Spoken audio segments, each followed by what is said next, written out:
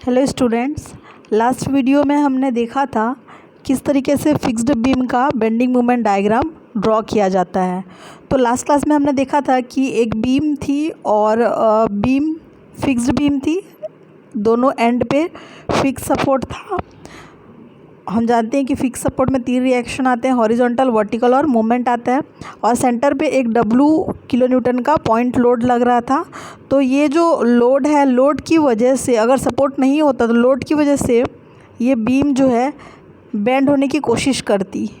तो इस बीम को बेंड होने से रोकने के लिए यहाँ से रेजिस्टेंस डेवलप होता है, A सिरे से और B सिरे से। तो A सिरे पे मोमेंट लगता है और B सिरे पे मोमेंट लगता है, जो इस बीम को बेंड होने से रोकता है।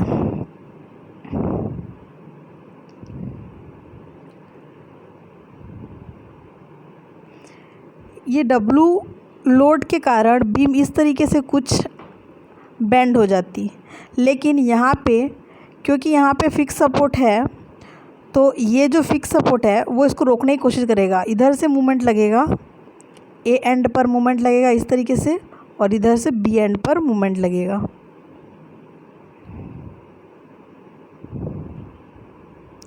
यहाँ पे देखिए इस पॉइंट पे इस तरीके से मूवमेंट, और इस पॉइंट पे B सिरे पे भी मूवमेंट यहाँ पे लगेगा। ठीक है, जो इस लोड की वजह से जो बेंडिंग डेवलप हो रही थी, उस बेंडिंग को रोकने के लिए इधर से रेजिस्टेंस और इधर से रेजिस्टेंस, यानी कि दोनों साइड से मूवमेंट यहाँ पे लगेगा। तो हमने क्या किया था, पहले हमने सिर्फ लोडिंग के इफ़ेक्ट को देखा था और इसका बेंडिंग मोमेंट डायग्राम ड्रॉ किया था। सपोर्ट पे जो मूवमेंट लग रहा है उसको हमने मूवमेंट को हटा दिया था, सपोर्ट पे जो मूवमेंट लग रहा है मूवमेंट को हमने हटा दिया था, और यहाँ पे सिर्फ लोडिंग W के कारण इसका जो बेंडिंग मोमेंट डायग्राम हमने ड्रॉ किया था। उसके बाद हमने लोडिंग को कंसिडर ना करते हुए सिर्फ और सिर्फ मूवमेंट को लेकर के इसका डायग्राम हमने बनाया था, और दोनों को मर्ज करके हमारा फिक्स्ड बीम का बेंडिंग मोमेंट डायग्राम हमको मिला था। ठीक है, उसी तरीके से ये तो सिमेट्रिकल बीम था। अगर इस सिमेट्रिकल बीम में यहाँ पे पॉइंट लोड लग रहा था, अगर यहाँ पे UDL लगता तब हम किस तरीके से इसको सॉल्व करते हैं। ये देखिए डायग्राम में आपको एक फिक्स बीम दिख रहा है, फिक्स्ड बीम। यहाँ A और B दोनों एंड पे फिक्स सपोर्ट है, और बीच में UDL लग रहा है, W पर मीटर लेंथ का UDL लग रहा है। ठीक है, तो यहाँ पर भी सेम वही करना है हमको। सबसे पहले हमको इस मूवमेंट को, यहाँ फिक्स सपोर्ट है तो यहाँ पे मूवमेंट आएगा, तो इस मूवमेंट को बिना कंसिडर करते हुए, सिर्फ लोडिंग को कंसिडर करते हुए बेंडिंग मोमेंट डायग्राम बनाना है हमको। उसके बाद सिर्फ मूवमेंट को कंसिडर करते हुए बेंडिंग मोमेंट डायग्राम बनाना है। तो यहाँ पे देखिए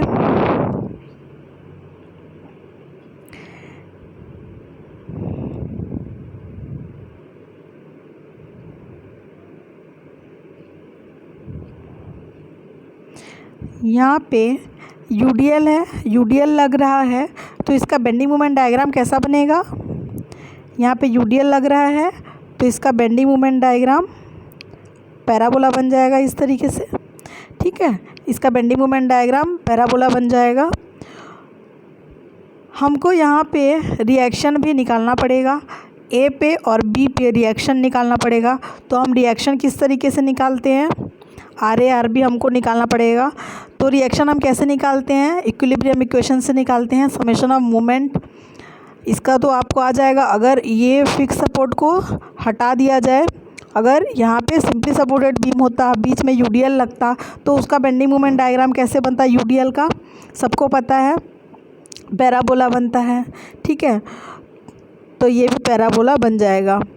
और सेंटर पे मूवमेंट क्या होगा इसका, WL²/8 होगा, WL²/8। अगर आप इसका बेंडिंग मोमेंट डायग्राम निकालेंगे, इसके सेंटर पे अगर बेंडिंग मोमेंट डायग्राम निकालेंगे तो इसका WL²/8 आएगा। सेंटर पे मैक्सिमम होता है। ये सिमेट्रिकल बीम है, देखिए इसको अगर सेंटर से काटेंगे तो इक्वल पार्ट में डिवाइड होगा। ये सिमेट्रिकल बीम का एग्जाम्पल है। ठीक है, अब लोडिंग को देखते हुए हमने डायग्राम बनाया तो पैराबोला बन गया। उसके बाद हम लोडिंग को कंसिडर ना करते हुए सिर्फ मूवमेंट को कंसिडर करके डायग्राम बनाएंगे, तो ये इस तरीके का कुछ डायग्राम बनेगा। पहले तो ये लाइन बनेगी, उसके बाद यहाँ पे एम बी सिरे पर देखिए, बी सिरे पर राइट एंड पे ये मोमेंट कैसे जा रहा है, ये मोमेंट कैसे जा रहा है, क्लॉकवाइज जा रहा है, तो नेगेटिव इस तरीके से। और इधर देखिए, इधर लेफ़्ट एंड पे ये कैसे जा रहा है, एंटी क्लॉकवाइज, मतलब इधर भी नेगेटिव। ये दोनों की वैल्यू इक्वल होगी, ये नेगेटिव, इन दोनों की वैल्यू इक्वल होगी। क्यों इक्वल होगी? क्योंकि ये सिमेट्रिकल बीम है, सिमेट्रिकल बीम में एम ए और एम बी की वैल्यू इक्वल होगी। ठीक है, अब हम क्या करेंगे, अब इन दोनों को मर्ज करके एक डायग्राम बना देंगे। ठीक है, आप लोग को यहाँ पे याद रखना है कि जब भी यूडीएल लग रहा हो तो सेंटर पे ही मैक्सिमम होता है, सेंटर पे बेंडिंग मोमेंट मैक्सिमम होता है। और उसका फॉर्मूला क्या होता है, WL²/8। अगर आप इसको निकालेंगे यहाँ पे तो WL²/8 आएगा। ठीक है, तो जैसे हम बेंडिंग मोमेंट डायग्राम ड्रॉ करते थे वैसे ही आपको करना है। यहाँ पे हमको सिंपली सपोर्टेड ले करके हमको क्या करना है, फिक्स सपोर्ट को, मूवमेंट को कंसिडर नहीं करना है, हमको लोडिंग को बस कंसिडर करना है। और मूवमेंट को कंसिडर नहीं करेंगे, मूवमेंट नहीं आएगा तो हॉरिजॉन्टल वर्टिकल रिएक्शन बस आएगा। इसका मतलब हॉरिजॉन्टल रिएक्शन किस में आता है, सिंपली सपोर्टेड बीम में। तो ये सिंपली सपोर्टेड बीम की तरह एक्ट करेगा, बिहेव करेगा। तब हमको इसको सिंपली सपोर्टेड मान करके इसका बेंडिंग मोमेंट डायग्राम पहले हम बना लेंगे इस तरीके से। WL²/8 आएगा। सबसे पहले तो हमको क्या निकालना पड़ेगा, हमको यहाँ पे RA RB निकालना पड़ेगा। जैसे सिंपली सपोर्टेड बीम और UDL लग रहा है W पर मीटर लेंथ का, तो उसका हम किस तरीके से निकालते हैं, RA RB summation of moment at any point अब इक्वल टू 0 कर देते हैं। FY summation of FY is equal to 0 करके RA RB निकाल लेते हैं। फिर इस पॉइंट पे हमको निकालना है बेंडिंग मोमेंट सेंटर पे। हमको यहाँ पे सिंपली सपोर्टेड मानेंगे तो यहाँ पे तो 0 हो जाएगा, यहाँ पे बेंडिंग मोमेंट 0 हो जाएगा। सेंटर पे कितना होगा, सेंटर पे ये RB आएगा इनटू ये लेंथ आएगा। ठीक है, उसके बाद ये जो UDL लग रहा है वो आएगा। ठीक है, तो इस तरीके से हम इसका बेंडिंग मोमेंट डायग्राम ड्रॉ कर लेंगे। अब यहाँ पे देखिए, अब इसका भी बेंडिंग मोमेंट डायग्राम MA और MB की वैल्यू इक्वल होगी, सिमेट्रिकल बीम है तो दोनों को हम मर्ज करके बना लेंगे तो हमारा ये वाला डायग्राम मिल जाएगा। हमको कौन सा डायग्राम मिल जाएगा, हमको ये फिक्स्ड बीम का बेंडिंग मोमेंट डायग्राम।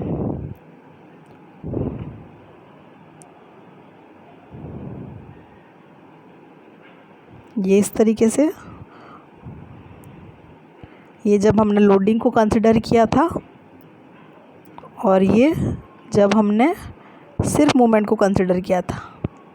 ठीक है, ये नेगेटिव और ये पॉजिटिव, तो इस तरीके से ये हमारा डायग्राम बन जाता है। अब इसकी वैल्यू यहाँ पे जो MA और MB की वैल्यू है, MA और MB की वैल्यू कैसे आएगी, MA MB इक्वल है, ये इतना हमको पता है, लेकिन MA की वैल्यू कितनी है और MB की वैल्यू कितनी है ये हमको नहीं पता है।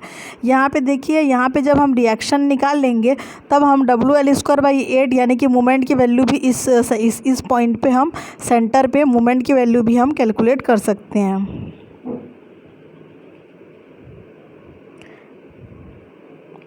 इस सेंटर पे हम मोमेंट की वैल्यू कैलकुलेट कर सकते हैं। पर यहाँ पे MA और MB कैसे निकालेंगे, हम इतना जानते हैं कि MA और MB इक्वल हैं क्योंकि ये सिमेट्रिकल बीम है। ठीक है, इसीलिए ये दोनों कैसे हैं, इक्वल है, सेम लेवल पे इसको ड्रॉ किया है, सेम ऑर्डिनेट सेम है, ऑर्डिनेट की वैल्यू सेम है, MA और MB सेम है। अब इसको कैसे कैलकुलेट करेंगे, मैंने आपको बताया था जब भी अगर बीम सिमेट्रिकल है तो A + A' is equal to 0। इसका जो एरिया है, इस वाले डायग्राम का एरिया, इसको हम मान लेते हैं A, और इसका जो एरिया है इसको हम मान लेते हैं A'। ठीक है, दोनों को ऐड कर देंगे इज इक्वल टू 0, दोनों का समेशन इक्वेट कर देंगे 0 से, तो हमको मोमेंट की वैल्यू मिल जाएगी। तो इसका हम एरिया ले लेंगे, इस डायग्राम का हम एरिया ले लेंगे, इसका एरिया निकाल लेंगे और इसका एरिया निकाल लेंगे। इसका एरिया ए प्लस और इसका एरिया, इसका जो एरिया है वो ए और इसका A plus A dash is equal to 0 करके हम वैल्यू कैलकुलेट कर लेंगे। तो जब इसका एरिया हम निकालेंगे तो इसका एरिया क्या होता है 2/3 इंटू ये total length of beam 2/3 into L into ये ऑर्डिनेट WL²/8, ठीक है। और इसका एरिया क्या होता है ए डैश, ये रेक्टेंगल है, रेक्टेंगल का एरिया क्या हो जाता है, ये हो गया लेंथ यानी कि एल और ये ऑर्डिनेट MA, या फिर यहाँ पे MB भी ले सकते हैं क्योंकि MA और MB दोनों इक्वल ही हैं। तो इस रेक्टेंगल का एरिया क्या हो गया, इस डायग्राम का एरिया लेंथ इंटू ये विड्थ, तो length means length of beam और ये विड्थ मीन्स मोमेंट। तो इसका एरिया हम ले लेंगे, दोनों को जब हम ऐड करेंगे तो इसका एक का एरिया आया 2/3 into L into WL²/8 plus MA into L, rectangular portion का इज इक्वल टू 0 कर लेंगे तो वैल्यू आ जाएगी MA की WL²/12 और वही वैल्यू MB की भी होगी। तो MA और MB की जो वैल्यू है WL²/12 इसे हम फिक्स्ड एंड मोमेंट भी बोलते हैं या फिर फिक्सिंग मोमेंट।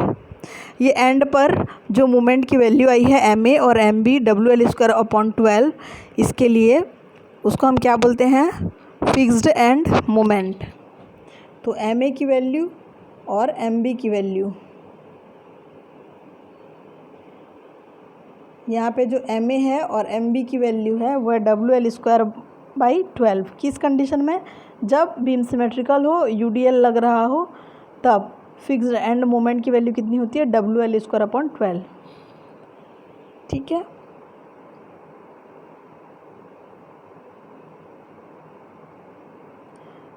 नेक्स्ट आ जाते हैं, नेक्स्ट एक क्वेश्चन है, यहाँ पे देखिए एक क्वेश्चन है, a fixed beam of 6 metre span carries point load, a fixed beam of 6 metre span carries point load 100 kilonewton and 75 kilonewton as shown in figure. Find the following fixing moment at the end or reaction at the support. Draw the bending moment and shear force diagram also. तो ज़्यादातर bending moment diagram ही पूछता है, shear force diagram नहीं पूछता, और shear force diagram इसका आसान है। तो क्वेश्चन को देखते हैं। और fixed beam of 6 metre span, एक बीम है फिक्स्ड बीम, यहाँ पे देखिए एक फिक्स्ड बीम है, उसका स्पैन कितना है 6 मीटर, ये एक फिक्स्ड बीम है, स्पैन 6 मीटर। यहाँ पे एक पॉइंट लोड 100 किलोन्यूटन का 75 किलोन्यूटन का लग रहा है अलग अलग पॉइंट पे। अभी तक हमने जो क्वेश्चन देखा था उसमें क्या था, बीम सिमेट्रिकल था, ठीक है। और पर इस केस में बीम सिमेट्रिकल नहीं है। यहाँ पर अगर हम इसको देखिए, यहाँ पर इसको सेंटर से अगर कट करते हैं तो इधर लोडिंग और इधर लोडिंग अलग अलग है, इधर 75 किलोन्यूटन की लोडिंग है, इधर 100 किलोन्यूटन की लोडिंग है, ये सिमेट्रिकल बीम नहीं है, ठीक है। तो इस कंडीशन में हमको क्या करना है, इस कंडीशन में हमको एक फार्मूला है, फार्मूला याद रखना पड़ेगा, ठीक है। कौन सा फार्मूला याद रखना पड़ेगा हमको, फिक्स्ड एंड मोमेंट का। तो जब भी अगर बीम हमारी सिमेट्रिकल नहीं है तो हम मोमेंट एट ए, यहाँ पे भी मोमेंट लग रहा है MA और यहाँ पे मोमेंट MB, तो MA और MB किस तरीके से निकाला जाएगा उसका हमको फार्मूला याद रखना पड़ेगा, ठीक है। तो यहाँ पे देखिए ये MA निकालने का फार्मूला है।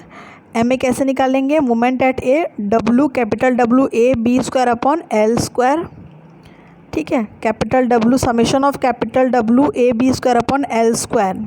तो दो लोड है, एक 100 किलोन्यूटन का और एक 75, एक 100 किलोन्यूटन का लोड है यहाँ पे और एक 75 किलोन्यूटन का लोड है, ठीक है।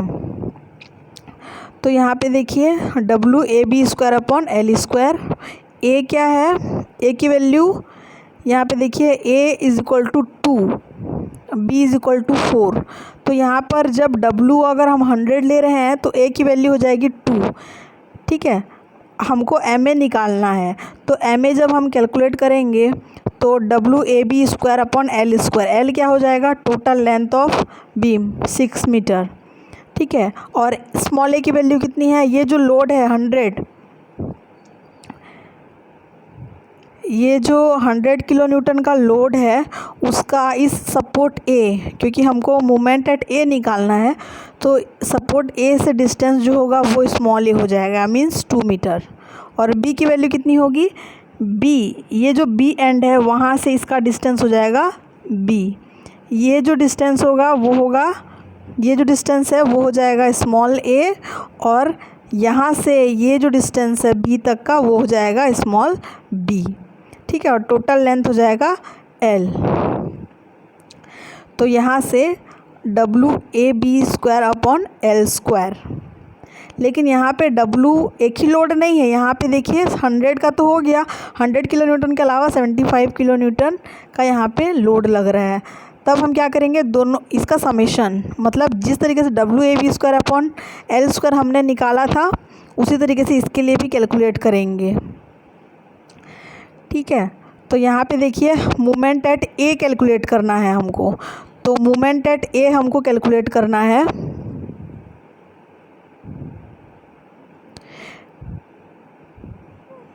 यहाँ पे मोमेंट एट ए कैलकुलेट करना है, तो यहाँ पे देखिए W A B square upon L square, W के प्लेस पे 100 हो गया, और स्मॉल ए मतलब ए पे हमको निकालना है, तो ये वाला डिस्टेंस लेंगे हम, स्मॉल ए मीन्स सपोर्ट ए से इस 100 किलो न्यूटन लोडिंग तक का डिस्टेंस ए हो गया 2।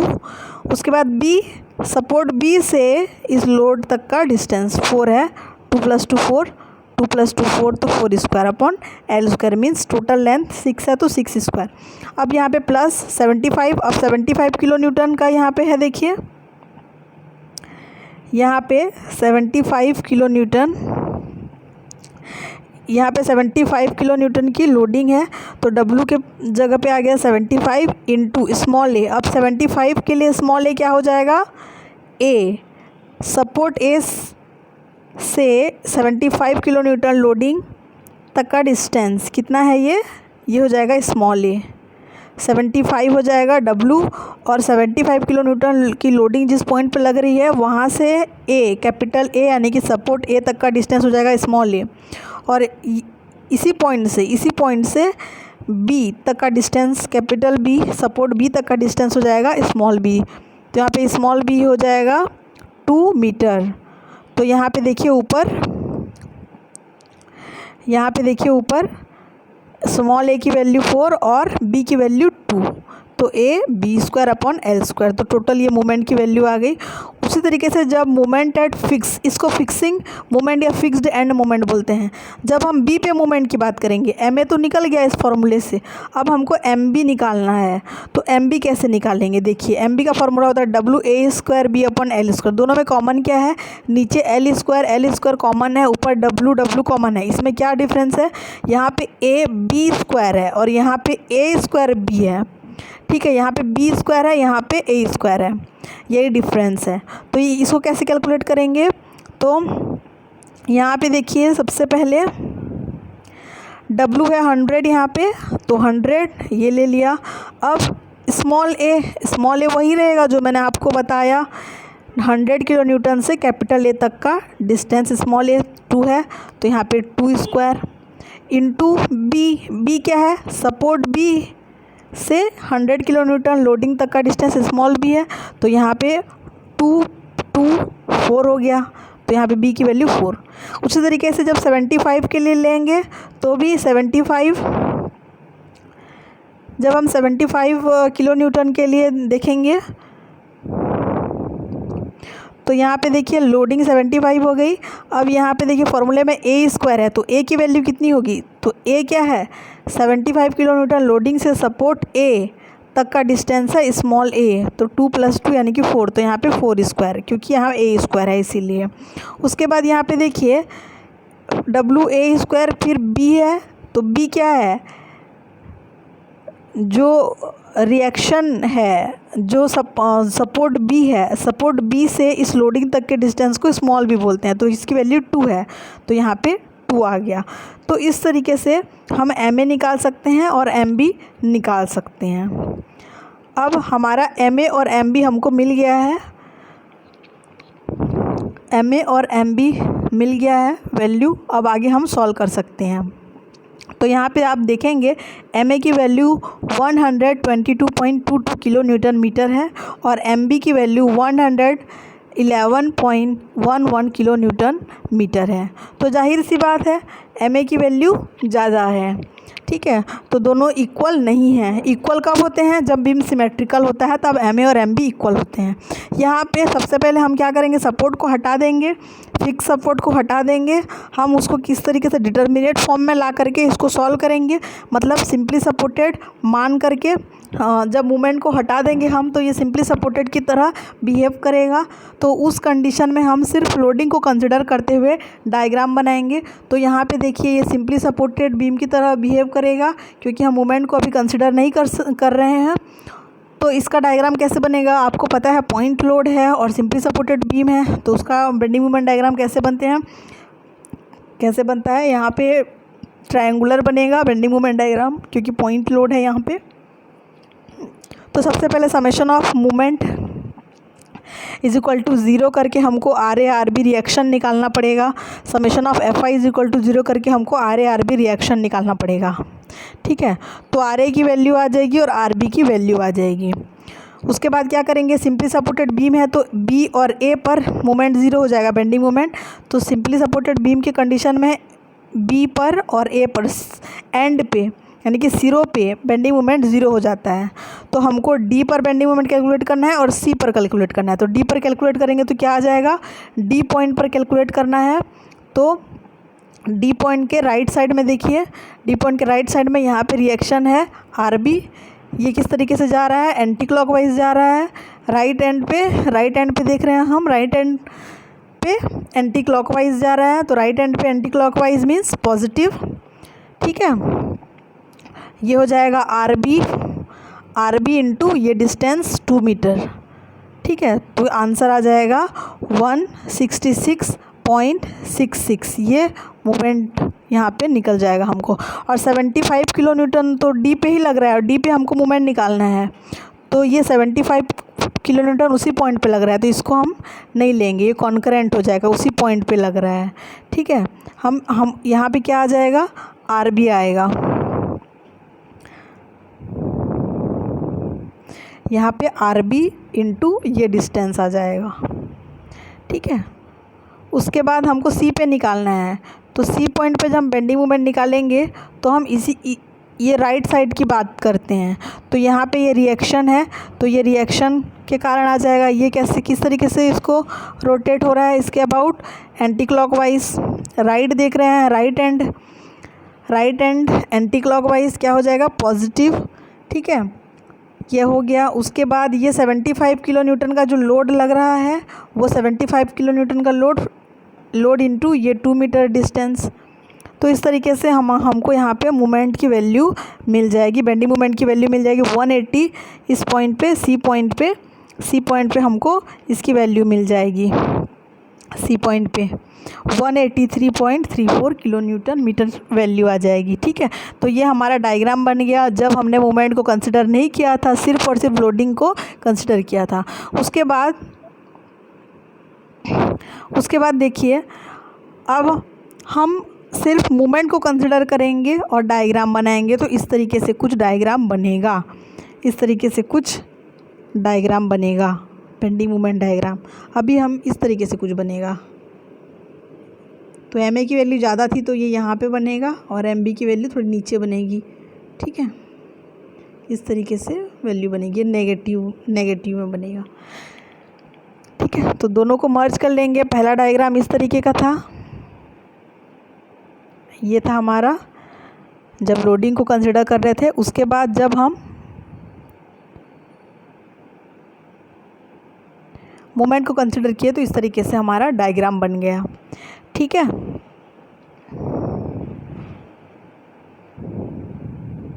यहाँ पे देखिए यहाँ पे जब लोडिंग को कंसिडर कर रहे थे तो इस तरीके से कुछ डायग्राम बना था। उसके बाद ये हमारा जब मोमेंट को कंसिडर किए तो इस तरीके से कुछ डायग्राम बना, इस तरीके से कुछ। ठीक है, तो ये हमारा बेंडिंग मोमेंट डायग्राम ड्रॉ हो गया। यहाँ पे देखिए ये MA और MB, MA और MB सिर्फ मोमेंट को जब कंसिडर करेंगे तब का डायग्राम है। सिर्फ मोमेंट को कंसिडर करेंगे, नेगेटिव बनेगा, जीरो लाइन के नीचे बनेगा। ठीक है, जीरो लाइन के नीचे बनेगा।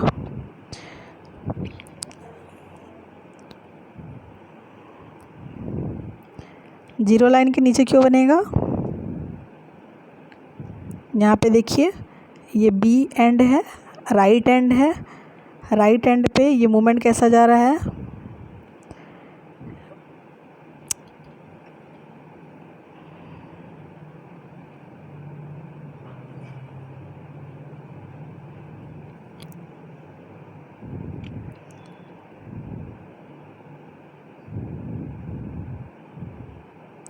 यहाँ पे देखिए ये कैसा जा रहा है? क्लॉकवाइज। राइट पे क्लॉकवाइज जा रहा है, राइट एंड पे क्लॉकवाइज जा रहा है, तो ये नेगेटिव।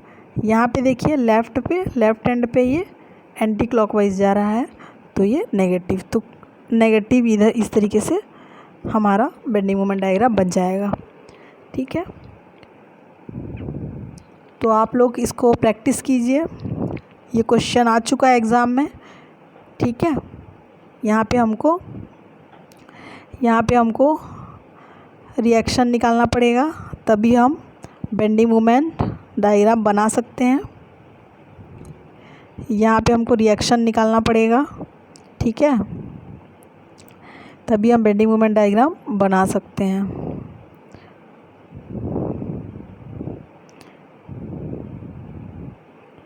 आई होप आपको समझ में आया होगा। ये है उसका आंसर, ये है उसका bending moment diagram, final bending moment diagram.